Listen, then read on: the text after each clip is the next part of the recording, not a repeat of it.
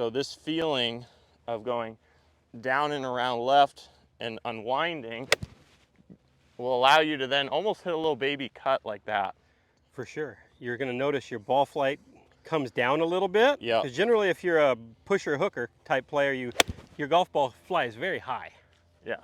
So you can feel like you're squeezing it a little bit more. If we want this thing to, the loft not to be changing rapidly through the golf ball, we've got to keep moving. Yes.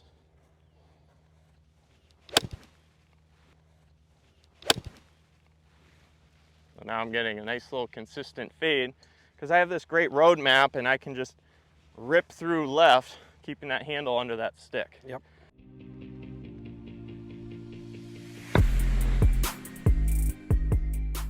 Hey everybody, welcome back to beautiful Superstition Mountain. I'm joined today by Henry Fall, my assistant, and today we have an awesome lesson for you. This is something we teach our students who are struggling with blocks and hooks. It really helps some of our better players to eliminate those blocks and hooks. This one we use a lot on the lesson tee. They say those kind of sub 20 handicappers, pretty good golfers, but they really struggle with that left, kind of pulley, hooky left one, or they just respond by blocking it dead right. And what this is just creating this nice roadmap for that low left exit. Everybody wants that, right, Milo? Yeah, that low left exit. There's some secrets to how we get it though. Yes, yes. Something maybe you guys haven't heard of before. So let me hit one for you. How about that? Okay, let's see it. So I got a nice little roadmap here. Gonna kind of feel that. See if that takes out that left miss for me. Not bad, a little fade. That's not the left miss. Nope, that's not gonna miss left. So Henry, why don't you show them one more and let's see if we can see that low left exit. Okay. You want me to exaggerate it a little bit? Sure.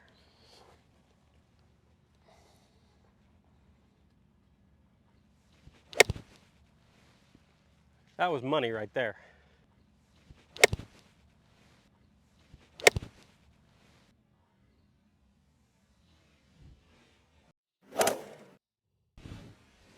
I tried to make the ball go a little lower too.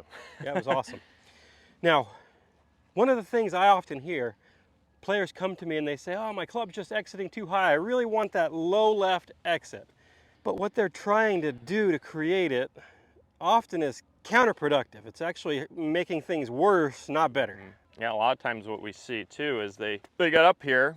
Sometimes we actually see too much of a low left exit. And what that is the club racing by them, is surpassing them. So you see a lot of this, trying to get the club to go low left, and the club races by them. Yes. It's rare, and we don't see it a lot, but it's not much different than the same person who swings way up and out to the right. Believe it or not, they're not that dissimilar. Yeah, there's some similar patterns there. It's just both of them have the club flying by them. Right. So one is out, exit way out to the right.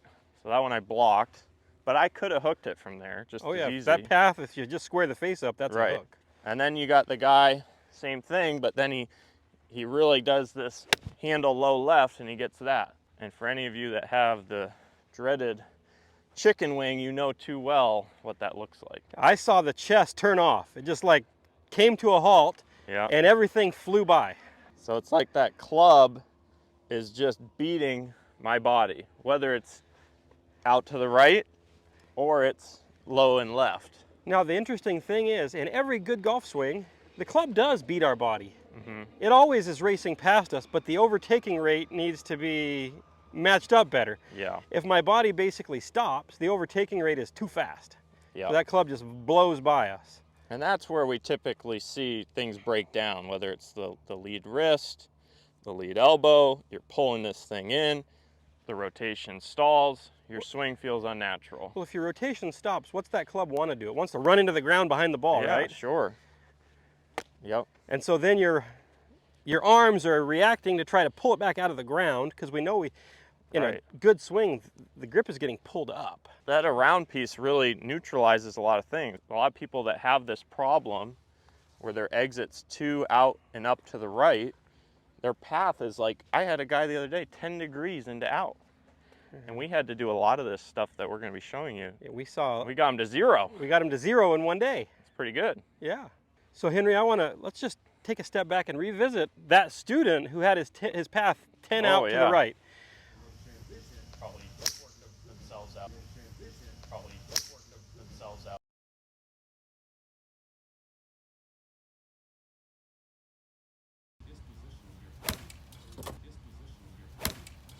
Wow. Your wind up. Oh my gosh. Come on. Give me a fist bump there. Nice job. Let's walk through, what was he actually doing? Well, he had a few things. Number one, you know, his face was a little shut, which we see a lot. Yep. With people that are too into out, they start, whether it's aiming right or shutting the face, they have to then swing more right to make up for that club face. His face was shut at address. Yes. So that's thing number one. His club face Yeah. was hooded. Hooded, yep. So imagine I'm aiming this club behind me. If I needed to go straight, I better swing way out to the right. Yes. So it's just a response, number one, out of the gate. Yeah, right out of the gate. Then the way he responded was he would really turn back flat. Oh, big time. He turned back flat and with a low arm. Super low hands and arms. Yes. And Yeah. then from here, he actually would keep his back more or less to the target forever. And he lowered his arms more. His arms would lower, and now that club's coming from behind his foot. So you're talking low point problems. Yeah. You're talking big old hooks for him because his face was shut. So it's kind of like that. Yeah, for him, balls on the ground were tough to hit solid. He actually Yeah. was a good driver. Yep. But balls on the ground were tough to hit solid. His low point would be behind it, and everything was a big old hook. I'm not even sure I can replicate what he was doing. Oh, shanked it. Uh, That was a pretty good path, though. Let me try again. That's what he was doing. There you go. Just like That was that. pretty That's good. the ball. Big old push hook. And that was the only one that was in the repertoire. That's what he had. So what did we do to fix it? Well, so number one, we fixed face right off the gate. That was number one. Had to fix that. Yep. Okay. And then once we fixed that face, his ball started going big old pushes. Exactly. So then we had to start matching up the other parts. In swing, the biggest thing we did was really build this roadmap for him.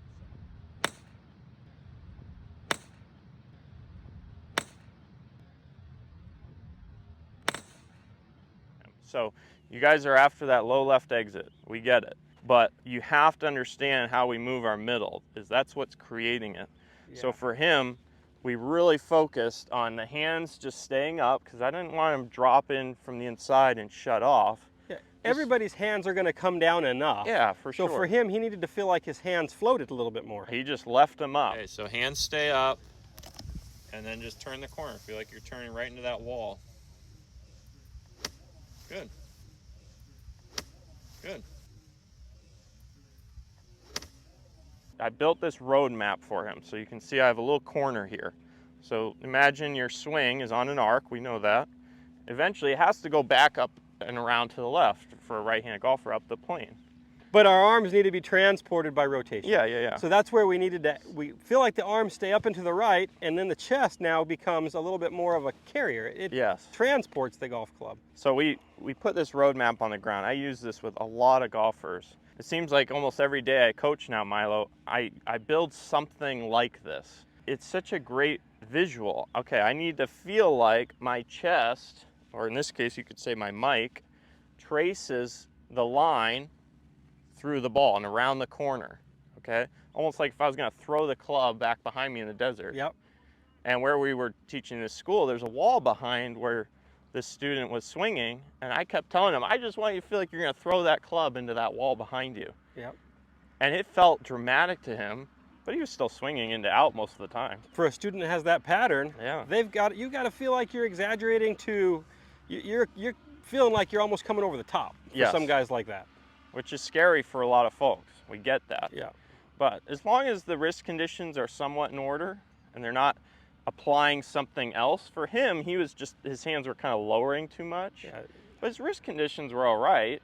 He's not going to get over the top as much as people think he's going to get over the top. Yeah, his lowering rate was just way too fast relative to his rotation. Right. So that's why feeling like he keeps his arms up and rotates more matched up for this player. Yes. Wow. Wow. Your wind up. Oh my gosh. Come on. Give me a fist bump there. Nice job. And for many of you, if you're struggling with blocks and hooks, Yes. the feel of hands staying up and added rotation will be good medicine. It's actually going to neutralize you because your path's probably weighing out. All right, so I got some more balls, Milo. I'm gonna increase the difficulty on this exercise a little bit, just for a little fun. So let's say the ball is right about here. Okay. Okay, and another little thing I might add to this is sticking a alignment stick in the ground relatively close to parallel to my club. Now you've got to stay under. And at first I might not make this too hard or too difficult for the student, but this gives them, again, a good roadmap if they, especially if they're the one that obviously goes up and out to the right with the high exit, right? And they're hitting blocks and hooks that way. I'm going to make them feel like they're going down and around with that chest. And that's what's bringing that handle and club in low and left. It's not me dragging the club in and left, because that's when we get the chicken wing. Yep.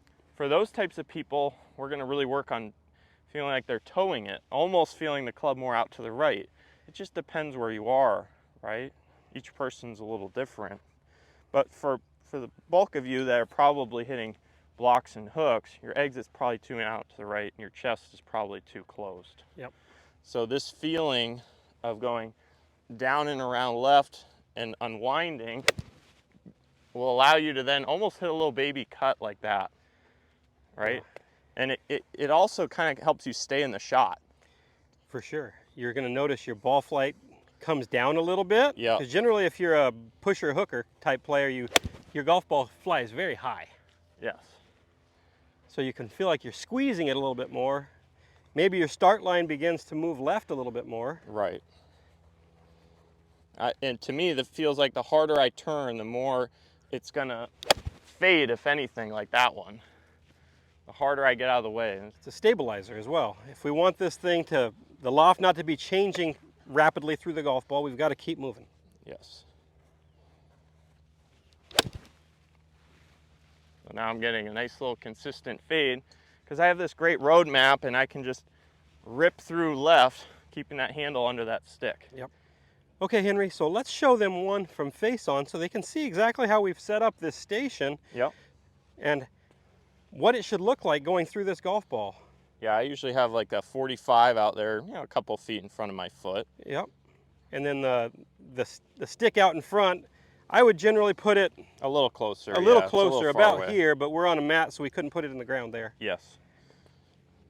But my feeling is that my sternum or this mic or whatever is almost tracing that line. It's a little close to me technically. It's going to be a little more out here, but that's the feeling, and that carries the club into the ball. It's not me pushing the club down that line. That's when we're cheating it. Yep. And you're not going to get any power that way either. No. So it's more of a slinging effect, right? Yep. Let's see if I can do it again here. Pretty buttery right there. It just feels like I can just get out of the way. And that's freedom. If your golf swing feels unnatural and lacking freedom, you might want to look to this station, Now, if you do some goofiness with the hands and arms out of the top, blended with this, it might not be the best medicine. So that's where individual coaching comes into play. So just keep that in mind. This has to be matched up correctly. Yes.